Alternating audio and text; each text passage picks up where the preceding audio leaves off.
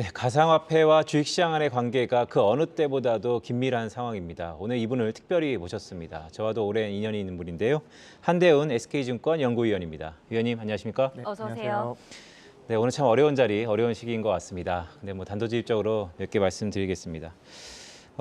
이더리움 창시자죠. 비탈릭 부테린은 이번 사태를 폰지 사기다라고까지 얘기를 하고 있는데 전반적으로 한 연구원님이 보셨을 때 어떻습니까? 여전히 그래도 코인 시장 좋게 봐야 되는 겁니까? 네, 저는 여전히 가상자산 시장은 그래도 이제 긍정적으로 보고 있는데요. 사실 이제 긍정적으로 보는 이유가 이번에 물론 이제 루나 그 사태의 여파로 많은 분들이 이제 좀 시리에 빠지시고 좀 실망을 많이 하셨을 것 같긴 합니다. 근데 사실 이제 그동안 이 가상자산 시장을 이끌어 왔었고, 그다음에 이제 기업들이 이 시장에 이제 진입을 했었던 거는 이제 금융기관 같은 경우에는 비트코인을 중심으로 한 새로운 디지털 자산으로 부각이 된다라는 이제 면을 이제 강조를 했었고요. 이제 IT 기업 같은 경우에는 대표적으로 이제 이더리움이 되겠죠.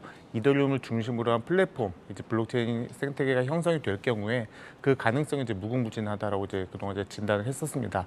이번에 물론 이제 루나 사태가 좀 많은 아쉬운 부분이 있긴 하지만 사실 이제 그 디지털 자산 시장 그동안 이끌어왔었던 비트코인이나 이더리움에 대한 충격이 아니고 오히려 그쪽으로 지금 자금이 쏠리고 있다는 점을 생각을 해보면은 루나 사태가 단기적인 충격은 불가피하겠지만 중장기적으로 봤을 때는 여전히 디지털 자산 시장에 대해서는 긍정적으로 볼 이유가 있다, 이렇게 말씀을 좀 드려야 될 것 같아요. 네, 오히려 참 가슴 아픈 일이긴 하지만 옥과 석을 가릴 수 있는 통과 의례일 수 있다라는 얘기로 들리는데요. 네. 좀 어려운 질문일 수 있습니다. 이번 루나 사태, 다양한 매체에서 많은 분석들이 있는데 그래도 여의도에서 한 연구원이 가장 먼저 이 가상화폐에 뛰어들었으니까요. 네, 네. 가장 핵심 요인이 뭐였습니까? 일단 투자자들에 대한 신뢰가 많이 깨진 게 가장 긍정적인, 그러니까 가장 큰 요인이었었던 것 같아요.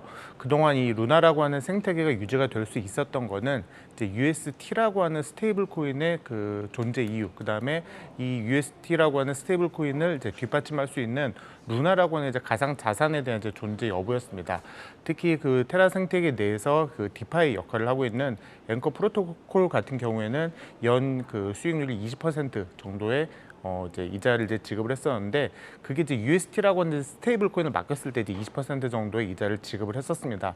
즉 매크로 환경이 어느 자산이든지 이제 투자하기 좋지 않은 상황에서 연 이자율이 20% 지급이 된다라는 점이 이제 많은 이제 투자자들이 이제 관심을 가졌었던 이제 그런 이제 부분이었었는데, 문제는 이제 UST라고 하는 스테이블 코인이 가진 이제 문제점이었습니다. 스테이블 코인의 종류는 이제 크게 세 가지라고 보시면 되는데요. 그 지급 준비금을 이제 바탕으로 이제 발행을 하는 스테이블 코인이 이제 있겠고요. 그 대표적인 게 테더, USDC 이제 이런 것들이 있겠고요. 두 번째는 이제 가상 자산을 담보로 해서 이제 발행을 하는 스테이블 코인이었습니다. 대표적으로 다이라고 불리는 스테이블 코인이 있고요. 이번에 그 문제가 됐었던 UST 같은 경우는 세 번째인 알고리즘을 이제 기반으로 발행이 되는 스테이블 코인이었습니다.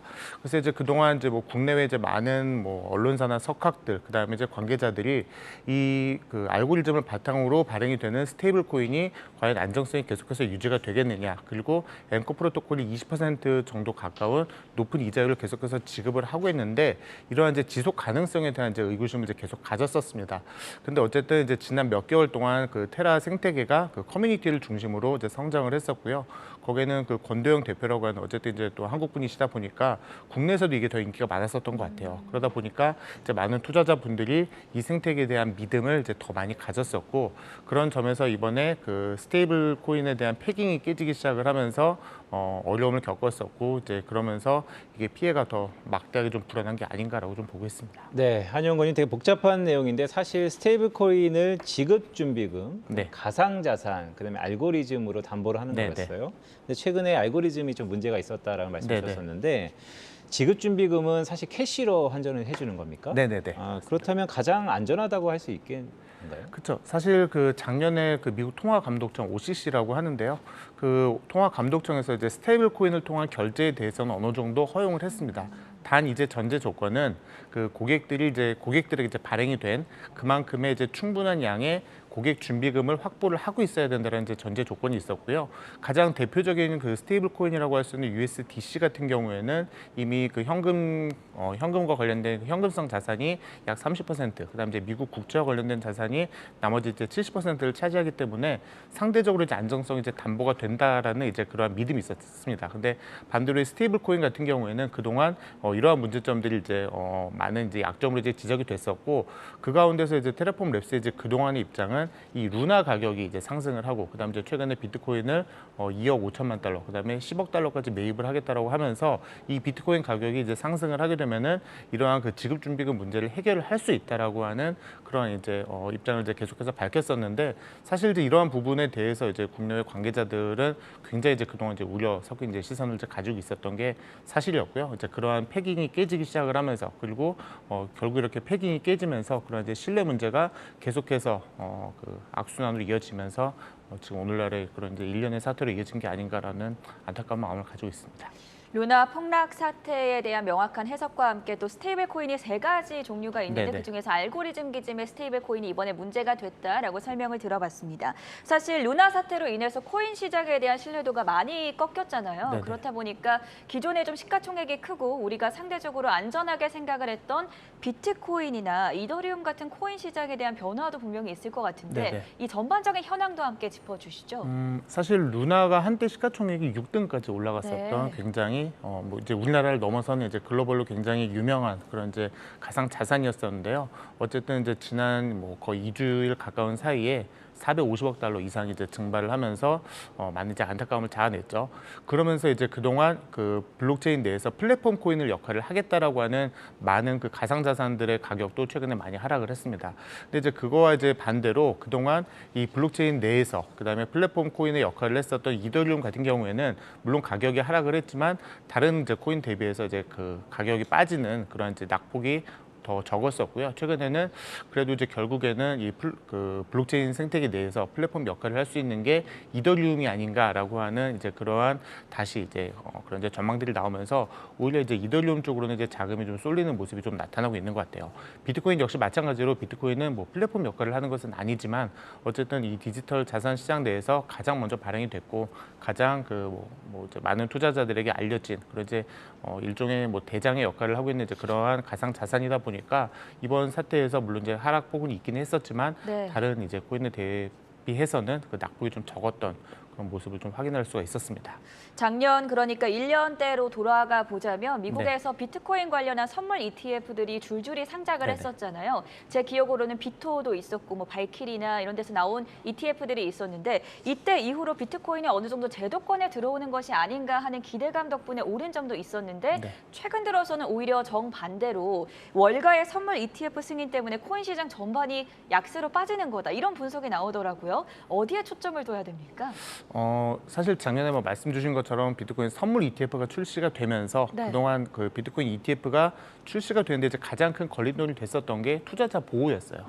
근데 이게 선물 ETF가 출시가 되면서 이러한 문제점도 어느 정도 해소가 됐고, 그러면은 비트코인 현물 ETF도 바로 나오는 것이 아니겠느냐라고 하는 전망 때문에 작년에 이제 가격이 상승이 이제 많이 나타났었습니다. 예. 근데 결국에 그 SEC의 판단은 일단 현재로서는 판단 유보였어요. 그러면서 그 비트코인 현물 ETF에 대한 승인이 일단 뭐 무기한 연기가 된 상황이고요.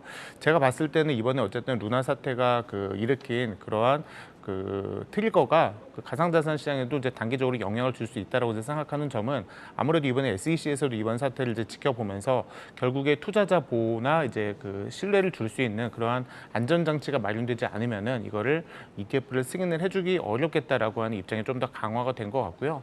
그리고 그 이번에 UST 사태가 터지면서 옐런 재무장관이 어쨌든 이제 스테이블 코인에 대해서도 규제에 대한 입장을 하겠다라고 나오면서 비트코인 ETF도 저는 뭐 결국에는 상장이 될 거라고 생각은 하지만 그 타임라인은 조금 더 뒤로 늦춰질 가능성은 좀 염두에 둬야 될 그런 시기라고 보고 있습니다.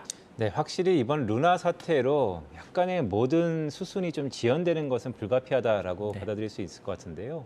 최근 중앙은행들이 또 CBDC의 개발이 속도를 좀 높이고 있습니다. 네. 혹시 CBDC가 자리매김까지의 그 골든 타임으로 혹시 이런 이유로 끄는 거 아닐까요? 어떻게 생각하세요? 그런 이제 음모론도 많이 나오겠죠. 사실 그 옐런 재무장관도 이제 그동안 스테이블 코인에 대해서 이제 규제를 언급을 했었고, 그러면서 지난 바이든 대통령의 행정명령 때 CBDC에 대한 그 연구 보고서를 6개월 내에 이제 제출을 하라고 이제 재무부에 지금 오더를 이제 준 상황이고요. 이러한 음모론이 나오는 사실 그 가장 큰 이유는 그동안 CBDC와 스테이블 코인이 이 그 가상자산 시장 내에서 이제 경쟁 구도의 역할을 했었습니다. CBDC 같은 경우에는 중앙은행이 발행을 하는 달러에 패깅이 된 이제 그러한 디지털 자산 혹은 이제 코인이라고 보시면 되고요. 반대로 이제 그 스테이블 코인 같은 경우에는 중앙은행이 발행을 하지 않는 민간에서 발행을 하는 이제 그러한 달러에 패깅이 된 코인이었다라고 이제 보시면 되는데, 그동안 사실 뭐 미국의 입장에서는 당연히 중앙은행이 이제 직접적으로 발행을 하고 싶죠. 근데 사실 이제 미국은 그동안 이제 준비가 다른 나라에 비해, 뭐 여기서 제가 말씀드리는 다른 나라는 이제 중국이 이제 대표적인 될 텐데요. 중국에 비해서 사실 CBDC에 대한 준비는 늦을 수밖에 없었어요. 근데 그게 뭐 당연할 수밖에 없는 게, 지금 뭐 미국 같은 경우는 이미 달러가 기축통화 지위를 차지하고 있기 때문에 CBDC에 대한 연구는 그동안 이제 서두르지 않았습니다. 그래서 이제 작년에 스테이블 코인에 대한 결제를 허용을 하면서 어느 정도 이제 그 룸을 만들어 줬었는데, 이번에 스테이블 코인이 이번에 그 루나 사태의 트리거가 되면서 일단 그 미국 당국에서도 이 스테이블 코인과 관련된 규제에 대한 압박 수위는 더 높아질 수밖에 없을 것 같고요. 그럼 이제 자연스럽게 그 CBDC와 스테이블 코인의 경쟁 구도에서 CBDC가 이제 그동안 사실 그러니까 미국 내에서는 좀 많이 뒤처졌던 게 사실인데, 어떻게 보면 그 반전의 그런 모멘텀이 될 수 있는 가능성도 어떻게 보면 이번 사건이 준 그러한 하나의 현상이라고 보시면 될 것 같아요. 네, 한의원관님 말씀을 쭉 들어보면 사실 미국은 민간 주도의 경제 아닙니까? 그렇기 네. 때문에 스테이블 코인이 CBDC보다 훨씬 더 많은 레퓨테이션을 유지했었는데 이번 계기로 그 위상이 바뀔 가능성이 있다. 네. 자, 그렇다면 저희는 한국이 좀 궁금합니다. 네. 한국은행도 CBDC에 박차를 가하고 있거든요. 네네. 그렇다면 만약에 루나 사태가 CBDC에도 벌어지지 않으리라라고 보장하기 어려운 상황인 것 같아요. 오히려 주변국들이 이 CBDC 도입을 아예 그냥 무마시키는 그런 움직임은 없을까요? 일단 그럴 가능성은 아직까지는 나타나고 있지는 않은 것 같아요. 왜냐하면은 그 중앙은행이 준비를 했었던 CBDC의 그 근거는 지금 현재 화폐를 발행하는 것과 마찬가지로 일정 수준 이상의 이제 준비금을 이제 그 확보한 상황에서 이제 발행을 하는 거였었지, 그거를 알고리즘 기반으로 이제 발행을 하는 이제 그러한 움직임은 아니었었습니다. 그렇기 때문에 한국은행을 포함한 중앙은행에서도 이번 루나 사태를 당연히 예의주시를 하긴 하겠지만, 이번에 그 스테이블 코인이 이제 일으킨 그러한 이러한 사태 때문에 네. 완전히 CBDC에 대한 그 발행 무산으로 이어질 가능성은 좀 낮지 않나 이렇게 좀 보고 있습니다. 디지털 화폐 가운데 지금 스테이블 코인과 CBDC에 대해서 경쟁 구도 가운데 어디가 좀 더 선점을 할지 이런 이야기들을 총체적으로 네. 들어보니까 상당히 흥미로웠다라는 생각이 들고요. 앞서서 이제 모두에서 코인 시장의 뷰에 장기적인 뷰에 대해서는 그래도 긍정적으로 보고 있다라고 말씀해 네. 주셨는데, 마지막으로 그러면 차세대 코인 모멘텀에 대해서 좀 소개를 해 주실 수 있을까요? 사실 제가 뭐 방송이나 강연 나가면 가장 많이 받는 질문 중에 하나가, 네. 그래서 이제 뭐가 좋을 거냐는 질문을 이제 가장 많이 받습니다. 사실 이제 저는 거의 지난 몇 년간 그래서 이제 뭐가 제일 좋을까요?라고 이제 질문 주시면은 저는 어떻게 보면 좀 재미없을 수 있겠지만 비트코인이나 이더리움이라고 제가 답변을 드렸어요. 결국에는 네, 그 비트코인이나 이더리움이라고 답변을 드린 이유는 어쨌든 이게 제도권으로 편입이 되기 위해서는 비트코인이 먼저 편입이 돼야 되는 이제 그런 수순을 거칠 수밖에 없습니다.